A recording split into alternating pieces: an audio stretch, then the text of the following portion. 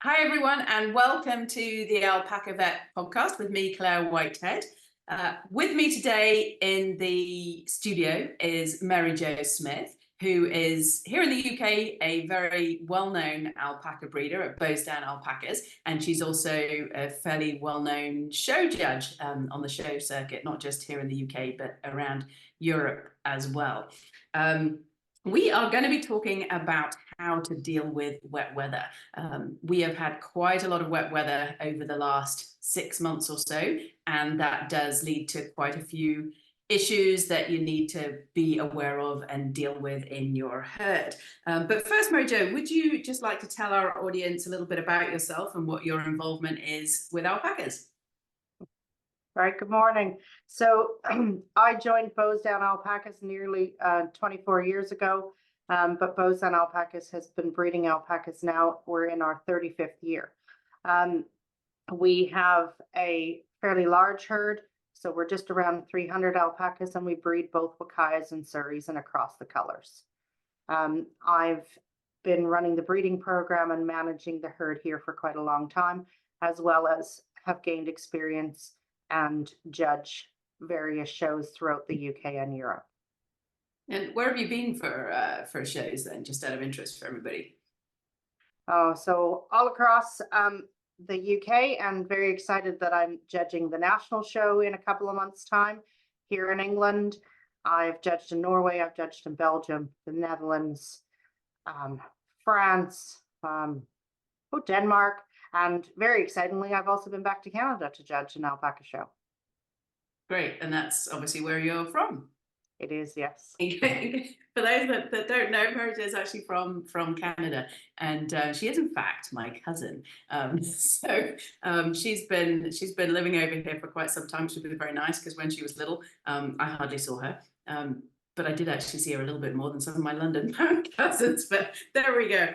Anyway, so we're going to talk about the wet weather and how alpacas cope with wet weather. They're obviously from a part of the world that doesn't tend to see the same sort of weather conditions that we have here in the UK, where we're kind of famous for our rain, which has its positive sides in that it keeps our grass nice and green, but it also has some downsides potentially. And with the alpacas, they're used to sort of colder, arid type climates, aren't they? And so wet weather to them isn't necessarily something that they're used to seeing, at least at colder times of year.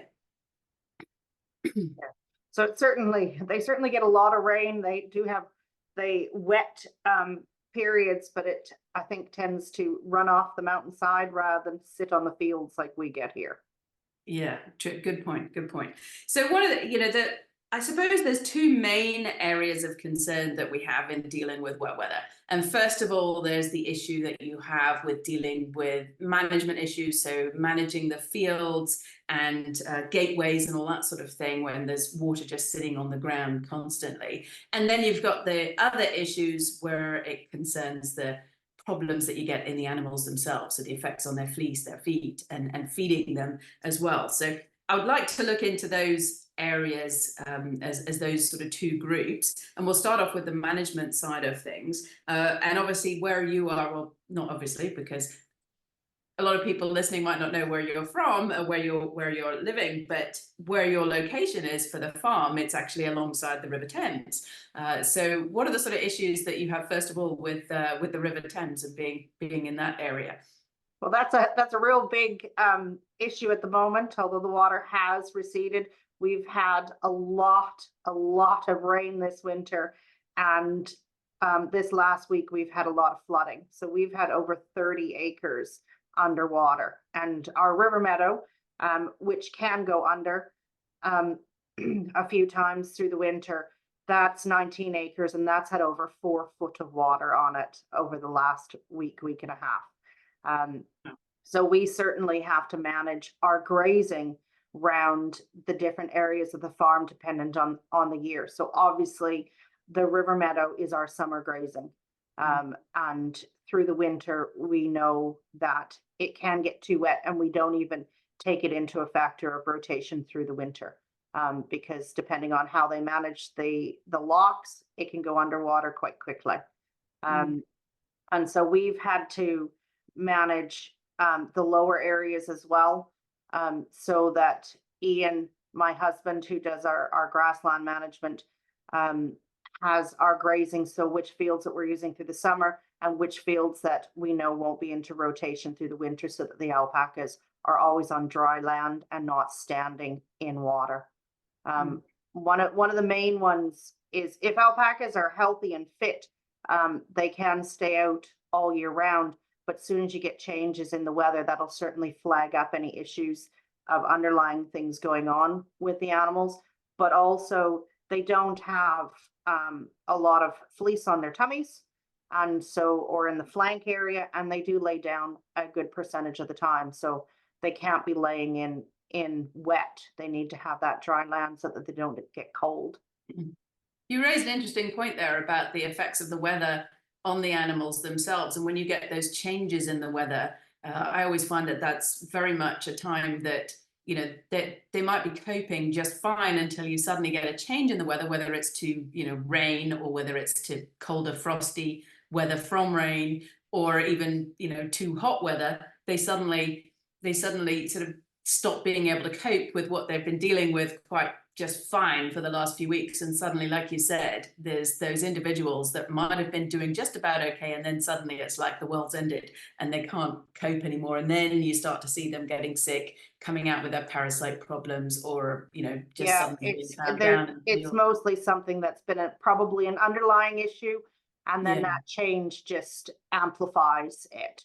And I yeah. think alpacas are incredibly adaptable to most environments, but I think one of the things that they struggle the most with is the constant change. And that's something that we can see in England or Yeah. in the UK, is that we can go from warm to cold or have all seasons in one day. You know, so we went from flooding to lovely sunshine to snow this past week. Yeah. So that's quite a lot for their bodies to adjust to. And so Yeah. you have to learn how to manage that as well through feeding and grassland rotation and shelter. Okay. Yeah, we'll come on to the feeding side in a minute. But just coming back to the flooding, I mean, how long will your river meadow stay underwater for? It's actually gone. Oh, Yes. really? Yeah. So there's obviously still puddles, and it's pretty wet, but I can see all the grass now. So it went within 4 days, but there are because of the level of the water table, we do have some of our low areas, which are actually furthest from the river, that have got large lakes in them. We're no longer riverside frontage, we've got some lakes going on here now too. And those will take a couple of months for those to go down, because that needs the water table under the ground to lower before that water will fully be gone. So it's going to be well into the spring before those fields come back into action.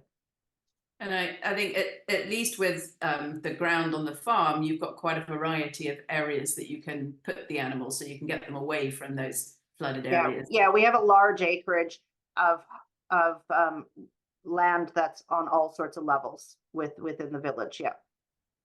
Cool.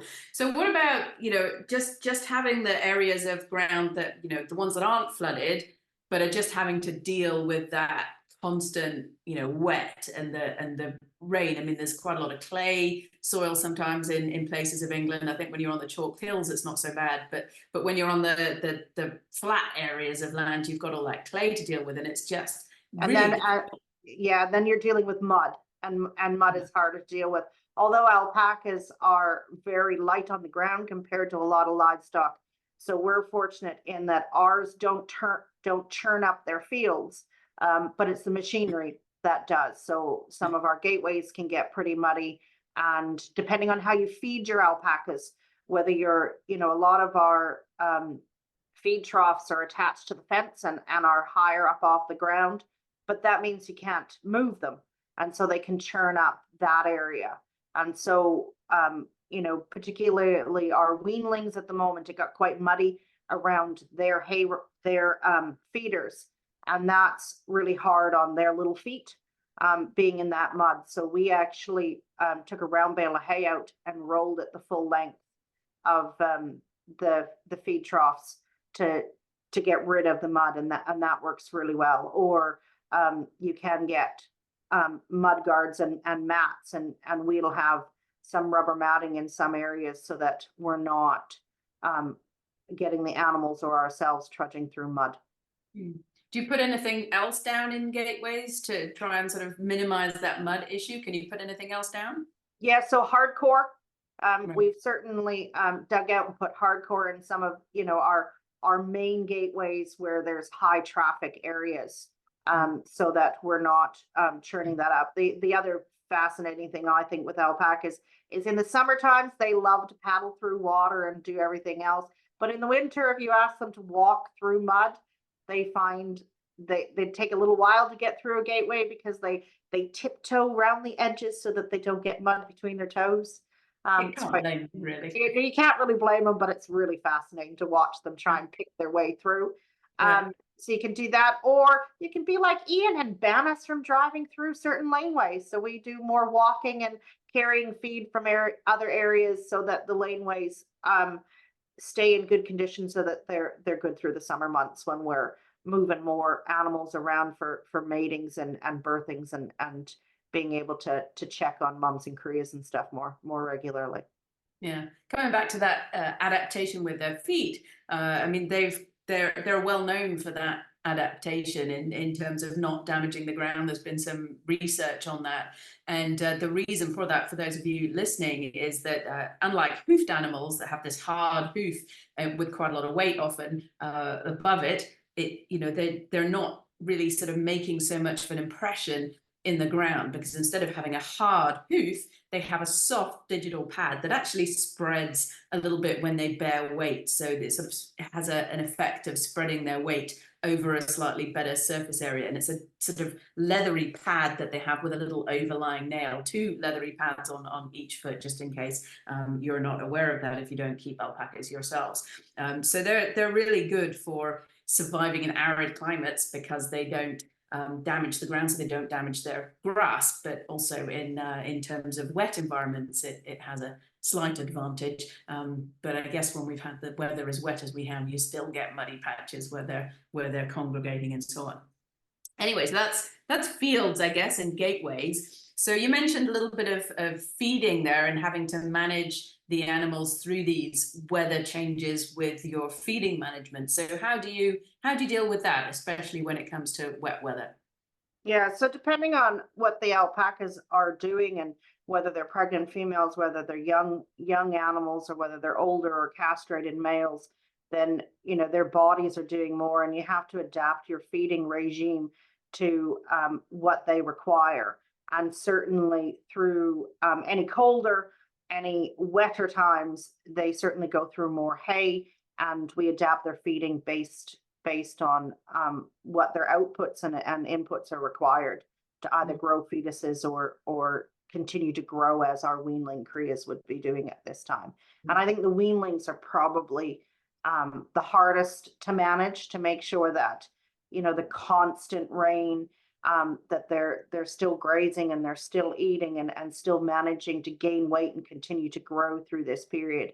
Certainly we saw in the wettest couple of weeks, we did see a little bit of a where the crias all kind of stayed stagnant on their weights until the rain lifted, and now we've thankfully seen them jump up again in their weights. But it's also managing through this wet, because it's been warm, is parasite control as well, and keeping on top of that, and making sure that, you know, everybody isn't picking up parasites, and we're doing fecal egg counts and managing not only parasites but feed intakes and things like that, but also giving them a chance to dry out. So if they've got access to shelter or coming into barns, or whether you've got hard standing, that you can bring the alpacas in just to give them a bit of relief if your fields are too wet. Yeah. And when it comes to feeding the hay or the forages, whatever it is that you're giving them, and there's different types of forages that you can put out for your animals. Obviously, you can put it out, you know, just on the fields, or you can put it out in containers and you can have lids on those containers or not. What do you think is the difference in, do you think there's a difference in the intake of the animals of dry forages versus wet forage? If you were just to put it out, either on a dry standing or on the fields themselves versus putting them in something that actually has a lid over it to keep it dry. Do you think there's a difference in what they take in? Absolutely. Yeah. Yeah. So if you were to put round bale hay out, just out in the field, and if it gets wet, if it gets too wet, they'll stop eating it. Alpacas are, I don't know, we could probably call them fussy eaters when it comes to quality of forage and things like that. They, mine, we feed them hay or haylage, but if it's too stocky, they won't eat it. If it gets too wet, they won't eat it. If it's been out for too long, they won't eat it. So ideally, I think the long sheep hay racks, which we have ours on wheels and they have lids so that we can move them around the field too. So again, they're not making a boggy area for them to eat. So every time they're filled up, they're rolled on. And with keeping the hay dry, they'll eat through it more. If the wind blows and you get a hay rack blown open, or sometimes if it's nice weather, we'll open a lid to let them get a greater access to it. And if we don't get out and close those lids before the rain, they do just stop eating it. So then you got to get rid of that and give them fresh to keep going, and turning it as well, because where they eat through the little mesh, little grated holes in the hay racks, if they can only they pick through and eat all the leafy and all the good, and then you can see that it'll be storky on the side, and so then we turn it and get rid of the storks and allow them access to more leafy. So there is a management to make sure that they are eating and getting through their hay. Just because their hay stops going down in their hay racks doesn't mean they don't need it. It could be that they don't like it. Yeah, I think those are really useful tips for people out there. Thank you, MaryJo. So the other side, if you're not just the hay will get wet if you leave it out and it's not in hay racks and you just chuck it out into the fields. The other one is particularly with weanings and your fine fleeced animals, they love to roll in it. And so it'll all get stuck in their hay as well. In their fleeces. The hay will get stuck in their fleeces. And as a fiber producing animal, that's a bit of a nightmare. So that's another reason that we keep all their hay in hay racks as well, so that we've got clean animals when it comes time to shear. Yeah, great. Thank you for that. And one of the other things you were sort of mentioning there about when the ground is really wet, it's important for people to realize that there is so much water in the grass that even when it gets a little bit later into the springtime and you're starting to get a little bit more nutrition in the grass, because of that high water content in the grass, they're struggling to actually consume enough of that grass to actually provide for their needs. So providing that extra forage, the dry forage, the stored forages, that they can it's a higher dry matter content, less water, they can consume less of that and still get more nutrition out of it than that really, really wet grass. And I think people often overestimate what they're getting out of the grass and think that because it's green, it's fine. And that's at any time of the year, isn't it? So yeah, even for us on our farm, even though we could have lots of grass in the autumn, it doesn't actually mean that there's lots of nutrients in it. And so you need to make sure that they're getting the value that they need. So if you're seeing loss of body condition, but yet you think that there's lots of grass for them to eat, it might not be parasites. It could just be value of the grass. Or you can see with certain animals that on that spring grass, when there's lots of water content within it, or when the wet in the winter, then you can also see loose poos. You can get runny poos from all the water that they're eating as well. Yeah, and that loose poo thing is something we quite often see people submitting samples because they've got loose stool and whatnot and worried about parasites. And very often times it's not those that have the parasites, it's the driest ones that so looking at the quality of the poo is never really an indication of whether they've got parasites or not. There can be but it's just making sure that they have enough dry matter. Yeah. Great. So let's move on to talking about the effects of the wet weather on the fleece then. So, you know, what sort of effects do you see on the fleece in terms of how you're, you know, what you see perhaps down the line at shearing time or at the time of you know, all of the wet weather that's going on? Can you talk a little bit about that? Yeah, so lots of times you won't necessarily see a long-term effect on the fleece, but certainly at this time of year, like to do a whole herd assessment and evaluate all my animals. As you know, we'll start now, but you can't assess them very easily when they're wet and bedraggled and look like scruffy little things running around in the field. But you'll also see that one of the things at the moment, because we've been so wet and now we've had a bit of dry, the alpacas are quite crispy on the outside.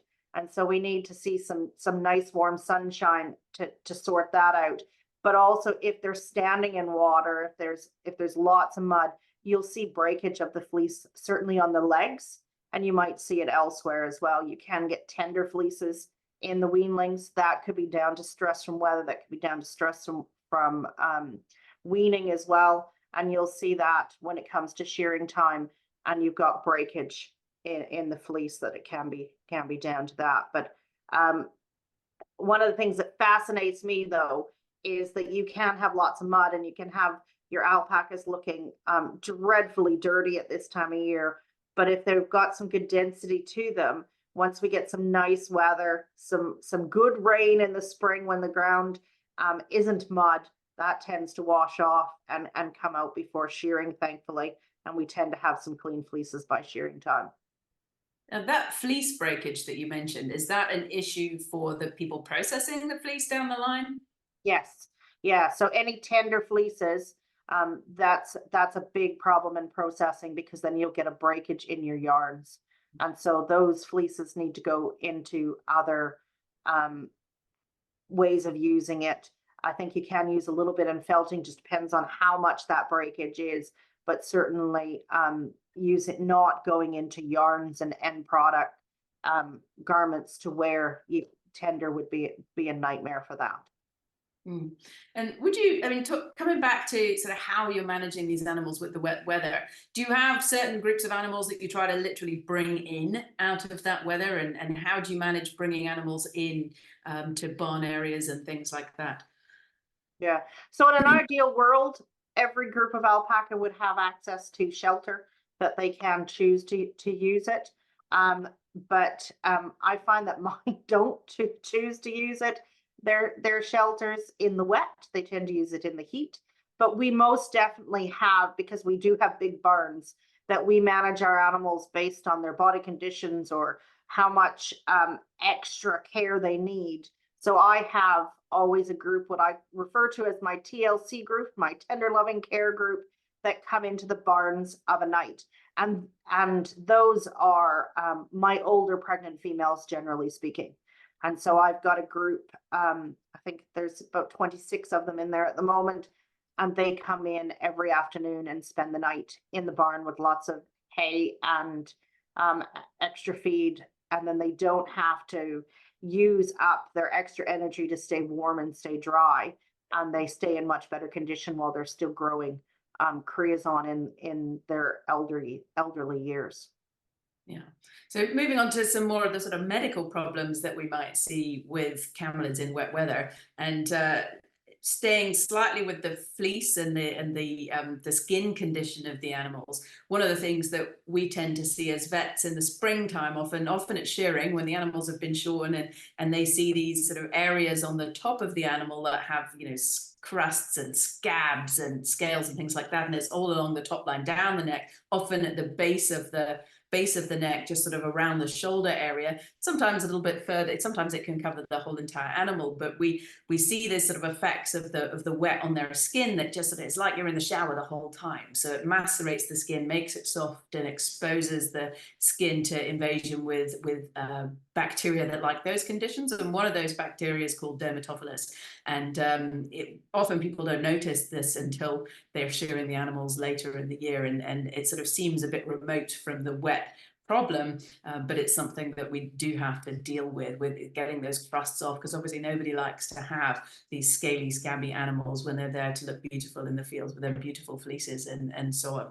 So dermatophilosis is something that you do need to consider, and if you do see that, then you need to get them out of the wet weather and try and treat that skin. I usually treat that with antiseptic washes like chlorhexidine, and sometimes we use antibiotics, but usually, because it's just topical, we don't usually need to use the antibiotics unless it's really. But the easiest time to treat that is post shearing. Yeah, absolutely. When you don't have all of that fleece Yeah. on the animal. One of the indications of seeing that before shearing is their fleeces look a little bit more matted. They don't, if you get once it gets dry and all your alpacas are looking fluffier, or even with the surreys and the locks, they tend to look a little bit matted and they look shorter. And if you feel them, if you feel your hands through the fleece to the skin, you can start to feel that scaliness that's underneath there. Yeah, good tips. So every time you're doing a body condition scoring, make sure you get your hands all the way down to the skin. Hey. Right. So other problems that we do see a lot of are feet problems. Obviously, standing in these wet conditions, most of the time, as most of these animals will have to do, their feet do tend to get some problems, don't they? So what sort of things do you see in your animals on the farm? So you can see some of them losing their fiber between their toes and around their feet, and one of the main ones is interdigital dermatitis, and that's from wet. And you will see that they go pink. You can smell them too. It's a rotten smell. So when you're catching the alpaca to do body condition and things like that, I can smell it, and then we go looking for feet. But they get, sometimes it's like a scab between their toes, and and if it's really bad, it can be pussy. And so the best way to deal with that is to scrub their feet. We scrub them with Hibby scrub. That's chlorhexidine, in case you've got different brands where you are. Get all that manky stuff off. And then there's all sorts of different sprays that you can spray to start drying it out. We tend to use an antiseptic spray, or we refer to as purple spray. But I think the main one is letting their feet dry out. So, this last week I put 2 weanlings into a pen in the barn for a few days just to let their feet dry out. So they're in straw bedding, and just cleared up that infection. And now they're back out into the fields. I mean, it's usually fairly superficial. It's just, their skin's all soft and they've got invaded with a bunch of bacteria, and they just set up this really nasty, smelly infection. But as soon as you get them dried off, cleaned up, and sprayed, they tend to heal pretty quickly. So yeah, and they don't. In my opinion, they don't need antibiotics. Yeah, absolutely. It's just topical treatment. Yeah, really important point to make. Obviously, in this day and age, we're trying to always avoid the use of antibiotics where we can, in order to preserve the use of those antibiotics for things that really need it. And most of the time, where you've got topical infections, and topical treatment is definitely way ahead. Good. So I think, is there anything else that we've missed off the list so far for dealing with wet weather conditions, MaryJo? I think just making sure you got if you're living anywhere like the UK, have a good pair of wellies, and so good set of waterproofs. But I think it's knowing your land and knowing what fields to graze through the summer months, to leave the drier fields for the winter months.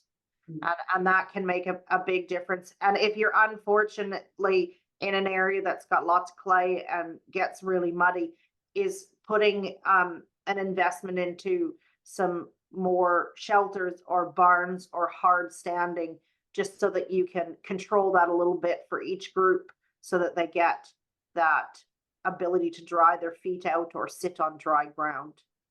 Yeah. Great. Well, I think that's pretty much covered everything. So thank you very much for your time here today, MaryJo. We really appreciate you coming and joining us, and we'll see you all soon. Bye. Thank you. Bye.